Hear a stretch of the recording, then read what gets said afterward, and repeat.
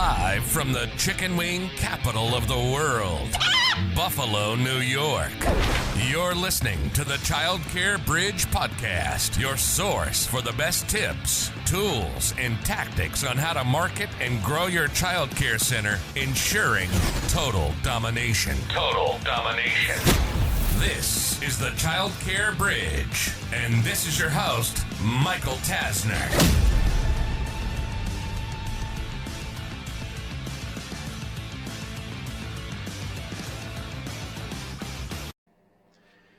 Hey there, and welcome to this week's edition of the Childcare Bridge.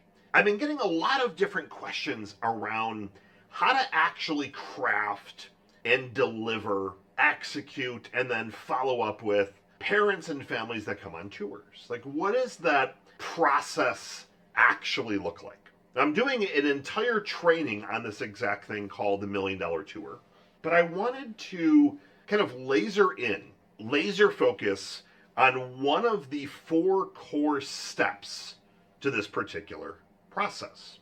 Now, there's a lot of things, again, that you need to take into account, but when I look at kind of the art of the tour, where most centers are actually getting it wrong, where most centers are already behind the 8 ball, and then that leads to a whole bunch of other problems. That leads to you questioning, is your staff doing the tours correctly? Are the leads of poor quality? Why are our no-show rates 50, 60, 70%?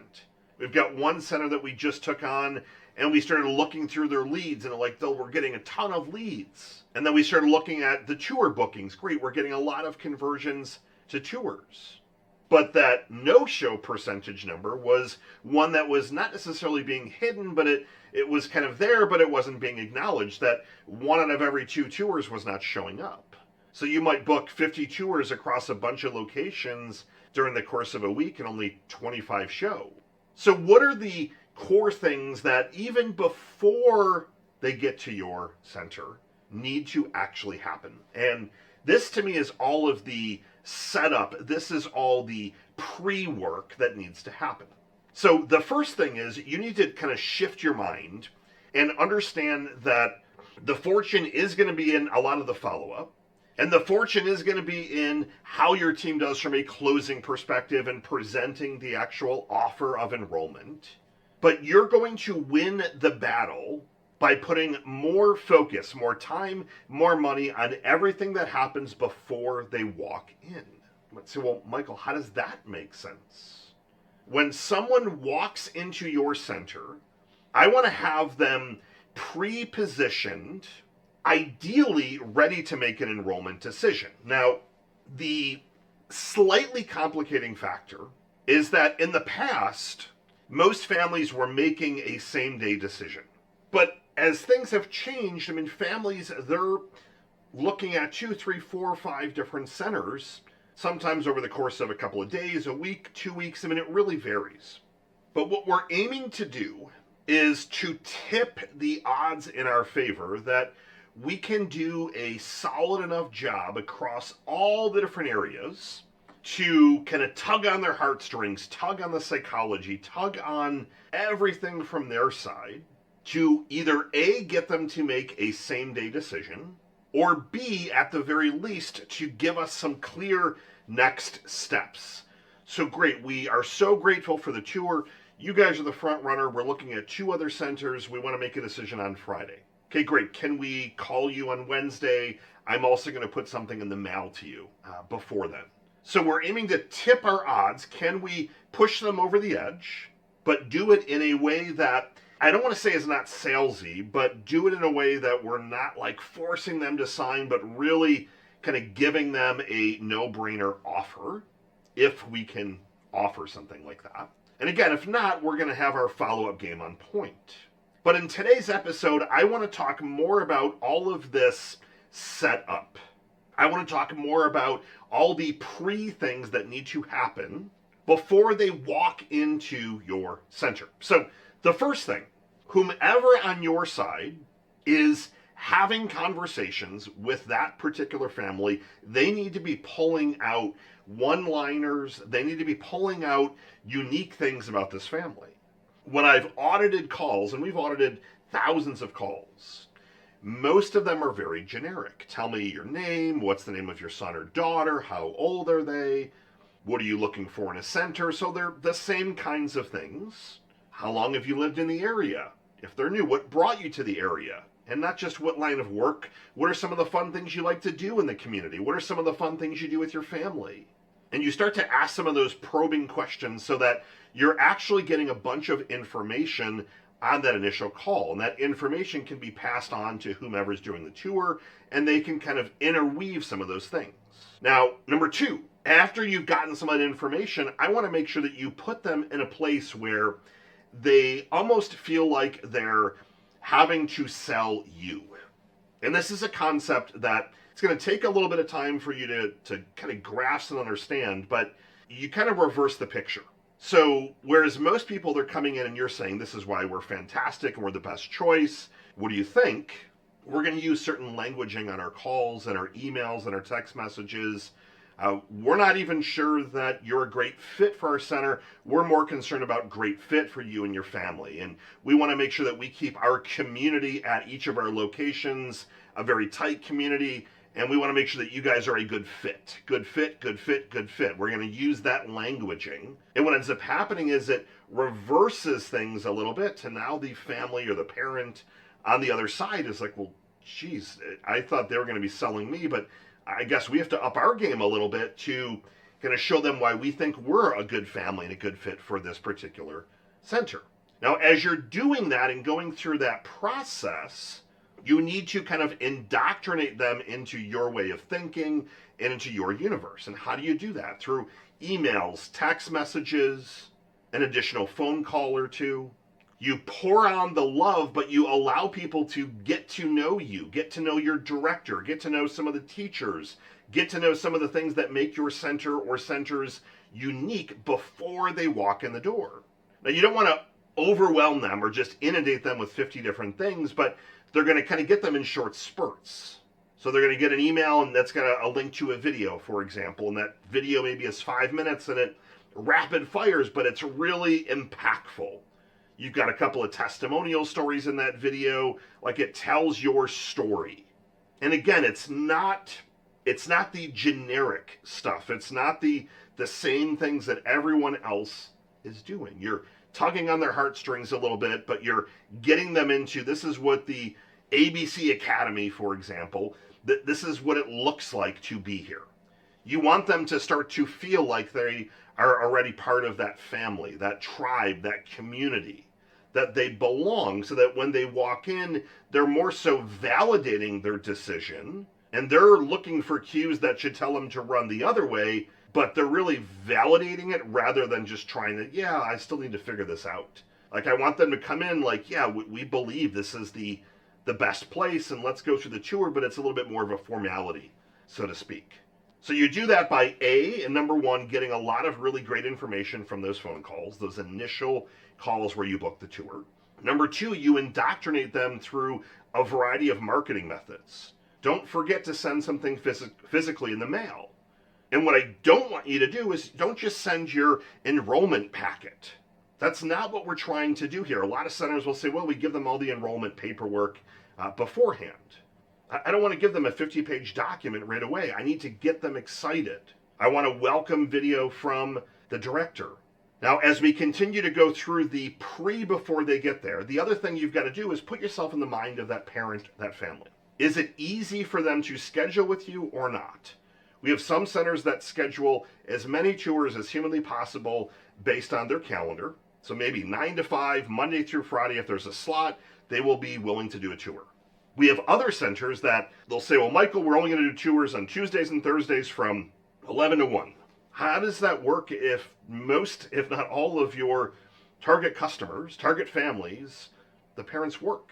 How is that going to, where they're literally taking off in the middle of an afternoon to go do this tour? They're going to be thinking about work, having to rush back to work. Like, it's just not a great place. You need to make sure that your tours are accommodating to their schedule.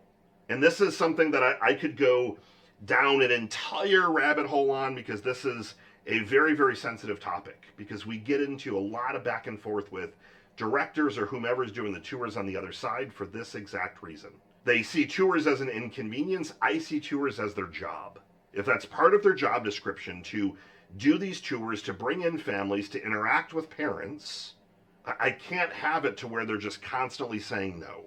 You need to make this a high priority, if not their number one priority. If you're looking for more enrollments, you're looking for summer camp, after school, like all these enrollments, and we can only book 5 slots during a 40-hour work week, for example, to come in and get a tour, that's going to be very, very challenging. The centers that have open availability that they can get you in this afternoon, they very well are going to win that business.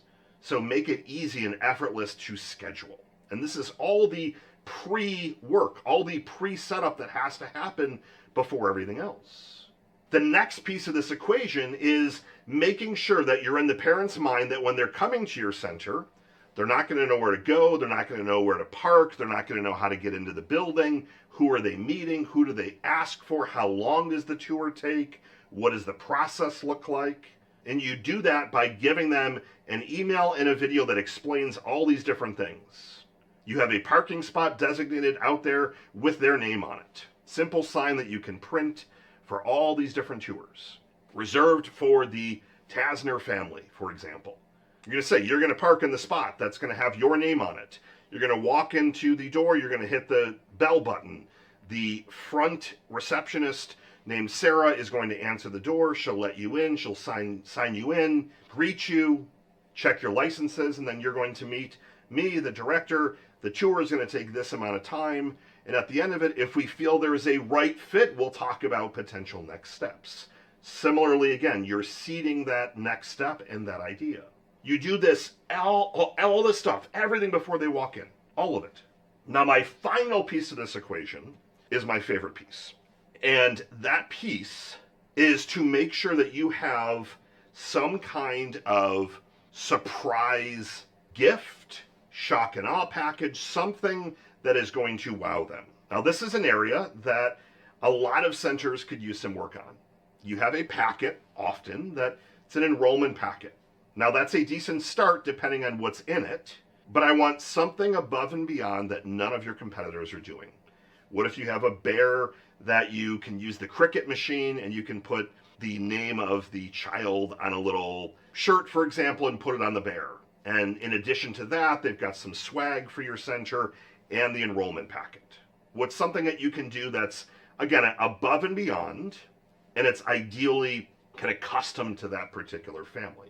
So all these things get done beforehand, and it also, to me, goes without saying, but I might need to repeat it, that you want to make sure that you've also then kind of rehearsed the tour, which we're going to get into in future episodes, but you should make sure and kind of walk the route. Is everything cleaned up? Does the classrooms you're going to show, everything look okay? Do the teachers know that you have a tour that's coming up so they're not like, oh my gosh, what's going on here? That to me goes without saying, but a lot of centers, again, they skip all the prep work.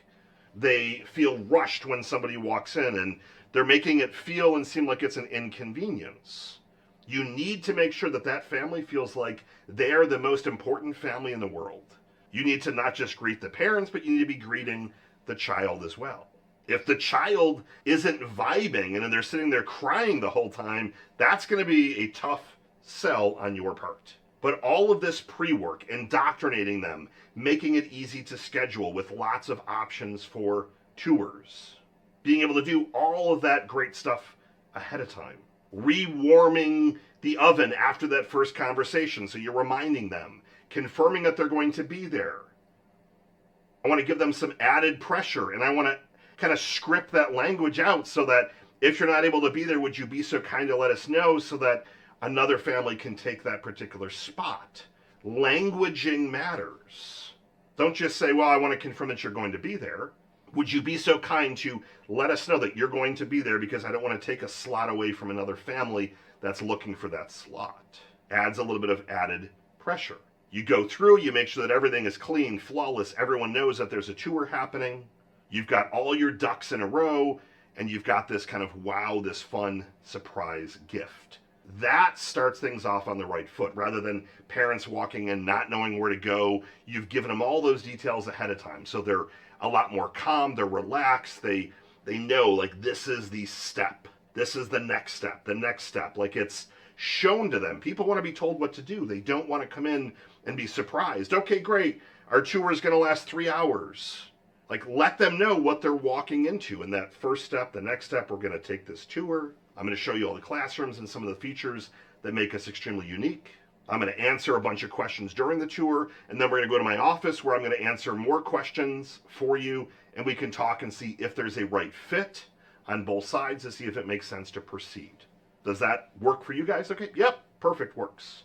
And when you have that fun little gift package, and again, it's not an enrollment package, it's got a little bit of fun extra things. Could be something local, some extra candy, something for the child. It could be a coloring book that has the name of your center on it. Just some fun, unique things like that.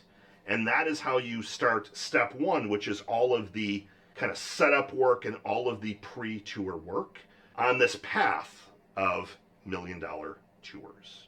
Get out there, start improving your pre-work and all the setup for giving these tours. Michael Tazzer signing off. Good morning, good afternoon, and good night. I'll see you next week.